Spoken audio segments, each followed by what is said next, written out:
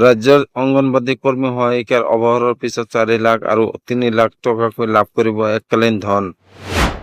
ইতিমধ্যেই অৱসৰৰ পিছত অংগনবাদী কৰ্মী সহায়িকাৰ অৱসৰৰ বাবে চৰকাৰে মোকলাই দিছে 400 কোটি টকা।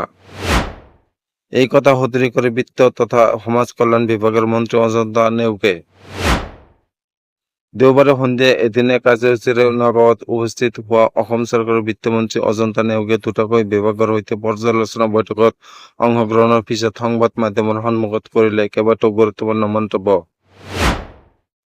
অসমত 10,000 অংগনবাদী কেন্দ্ৰক আদৰ্শ অংগনবাদী কেন্দ্ৰ হিচাপে গঢ়ি তোলাৰ বাবেও চৰকাৰে পৰিকল্পনা কৰাৰ কথা উল্লেখ কৰে বিভাগীয় মন্ত্ৰীগৰাকীয়ে।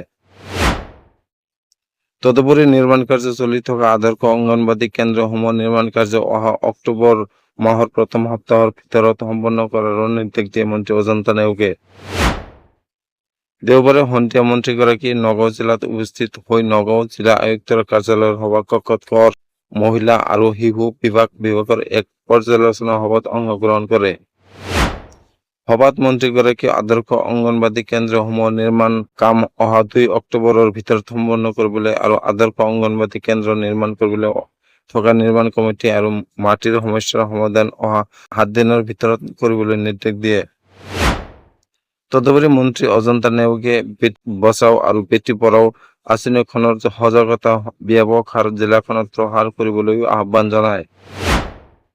পৰ্যালোচনা বৈঠকত মন্ত্ৰীগৰাকীয়ে শিশু উন্নয়ন প্ৰকল্প বিষয়া আৰু মুখ্য সেৱিকাসকলক অংগনবাদী কেন্দ্ৰসমূহৰ সঘনাই পৰ্যবেক্ষণ আৰু পৰিদৰ্শন কৰিবলৈ নিৰ্দেশ দিয়ে।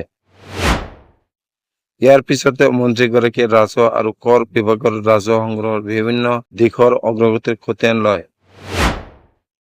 দেওবাৰে অনুষ্ঠিত হোৱা পৰ্যালোচনা সভাত নগাঁও বটদ্ৰৱা বিধানসভা সমষ্টিৰ বিধায়ক ৰূপক শৰ্মা, ৰহা বিধানসভা সমষ্টিৰ বিধায়ক শশীকান্ত দাস, অসম চৰকাৰৰ মহিলা আৰু শিশু বিকাশ বিভাগৰ সঞ্চালক ৰাহুল দাস,